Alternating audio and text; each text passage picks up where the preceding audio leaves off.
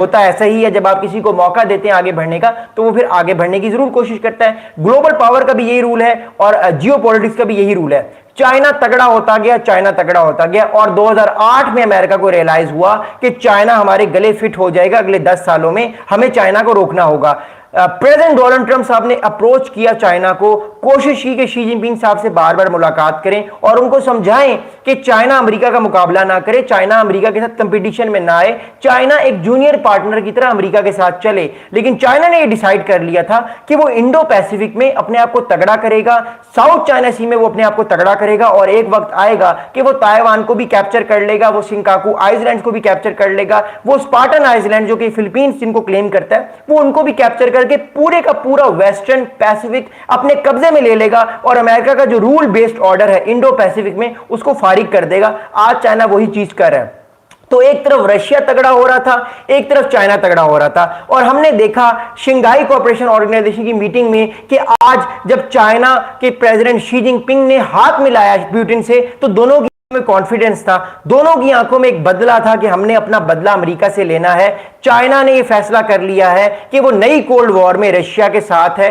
China ये फैसला कर लिया है कि वो इस नई कोल्ड वॉर में रशिया की सपोर्ट करेगा यूक्रेन के ऊपर और चाइना ने यह फैसला कर लिया कि आने वाले टाइम पे वो चाहेगा कि रशिया इस जंग को जीते। चाइना ने यह फैसला कर लिया है कि नॉर्थ कोरिया के फौजी जो हैं वो शाना बशाना लड़ेंगे के साथ और नॉर्थ कोरिया जो है वो सपोर्ट करेगा चाइना को भी, नॉर्थ कोरिया सपोर्ट करेगा रशिया को भी और यूक्रेन इस जंग में हारेगा। ये चाइना ने फैसला कर लिया है। अब दूसरी तरफ अमेरिका भी इन सब चीजों को देख रहा था लेकिन अमेरिका इन चीजों को शायद प्रिडिक्ट नहीं कर पाया because America war on terror में इतना फंस चुका था। देखिए 2001 से लेकर 2016 तक अमेरिका वॉर ऑन टेरर पे इतना फंस चुका था कि उसको समझ नहीं आया कि रशिया भी ऊपर से तगड़ा होता गया और चाइना भी ऊपर से तगड़ा होता गया और आज ये हाल है कि कहा जा रहा है कि अगले 5 या 6 साल में चाइना ताइवान को भी फारिग कर देगा, चाइना ताइवान पे भी हमला कर लेगा क्योंकि चाइना से ताइवान सिर्फ और सिर्फ 160 किलोमीटर की दूरी पर है और चाइना बासानी इसको इन्वेड करके या उसको एम्फीबियस लैंडिंग करके कैप्चर कर सकता है। अगली बात आपको बताऊंगा, देखिए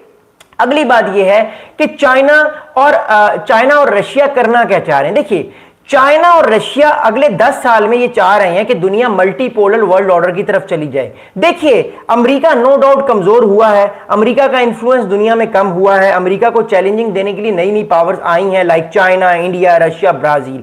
लेकिन मोर इंपॉर्टेंटली अमेरिका आज भी दुनिया का बहुत तगड़ा मुल्क है। अमेरिका के तकरीबन 900 से ज्यादा दुनिया में बेसिस हैं। अमेरिका की तकरीबन 60,000 से ज्यादा फौज जो है वो इस टाइम मिडिल ईस्ट में है। अमेरिका की 71 न्यूक्लियर सबमरीन्स हैं जो कि आइडेंटिफाई नहीं कर सकते आप कि वो कहां पे हैं, वो इतना तगड़ा मुल्क है। अमेरिका की इकोनॉमी दुनिया की आज भी सबसे बड़ी इकोनॉमी है। हर मुल्क अमेरिका के साथ ट्रेड करना चाहता है। अमेरिका आज भी दुनिया के सबसे अमीर तरीन मुल्क है। But the thing is that right now कि अमेरिका की जो वो जिनीत थी कि अमेरिका जब भी चाहता था कभी इराक को फारिग करता था, कभी मोहम्मद कजाफी को मरवा देता था, कभी सिविल वॉर क्रिएट करा देता था, कभी अरब स्प्रिंग कराता था, कभी रिजीम्स को फारिग करा देता था।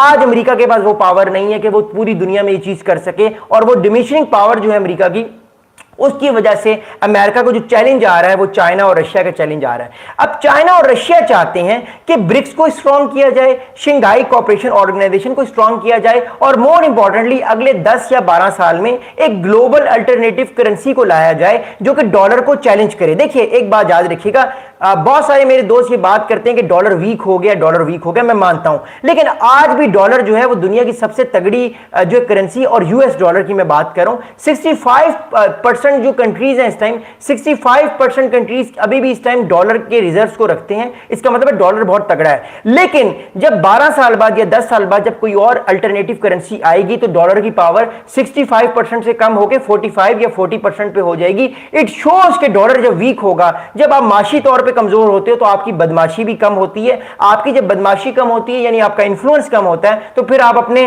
रीजन में शेल होकर रह जाते हैं, आप श्रिंक करते हैं। जब आप तगड़े होते हैं इकोनॉमिकली आप एक्सपैंड करते हैं, जब आप माशी तौर पे वीक होते हैं तो आप श्रिंक करते हैं। ये ग्लोबल पावर का रूल है और हम इंसानों में भी ये चीज कही जाती है। अगली बात आपको बताऊंगा, देखिए अगली बात यह है कि अल्टरनेटिवली चाइना चाहता है कि ब्रिक्स तगड़ा हो। ब्रिक्स बोन ऑफ कंटेंशन है इस टाइम अमेरिका और चाइना और भारत के दरमियान। अमेरिका यह चाहता है कि ब्रिक्स खत्म हो जाए, क्योंकि अमेरिका को यह डर है कि अगर ब्रिक्स कायम रहा तो आने वाले 10 या 12 साल में ब्रिक्स एक अल्टरनेटिव करेंसी लॉन्च करेगा और ब्रिक्स को प्लस कर देगा, यानी ब्रिक्स प्लस हो जाएगा। यानी ब्रिक्स में और भी बहुत सारे ममालिक शामिल हो जाएंगे, खासतौर पर वो ममालिक जिन पे सैंक्शंस लगी हुई हैं। अब किन ममालिक पे सैंक्शंस लगी हुई हैं? ईरान हो गया, नॉर्थ कोरिया हो गया, और भी 2-4 ममालिक हैं, वेनेजुएला हो गया, इस तरह के ममालिक हैं जिन पे सैंक्शंस लगी हुई हैं। अब ये ममालिक जो है वो दुनिया के साथ आमतौर पर ट्रेड नहीं कर पाते डॉलर में। अभी इस टाइम जो ट्रेड हो 90% वो डॉलर ही में हो रही है।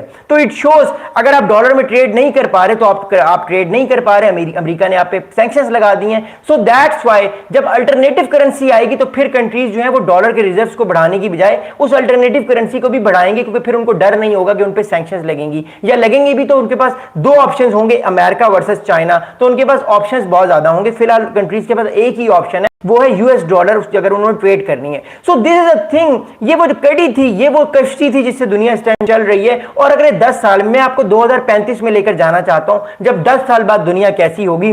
10 साल बाद दुनिया एक और नए ग्लोबल ऑर्डर की तरफ जाएगी, जब चाइना, रशिया, भारत, ब्राजील और बहुत सारे और ममालिक मिलकर एक और अल्टरनेटिव करेंसी लेकर आएंगे जो अमेरिकन हेजेमनी को चैलेंज करेगी। ऑलरेडी वो चैलेंज हो रही है।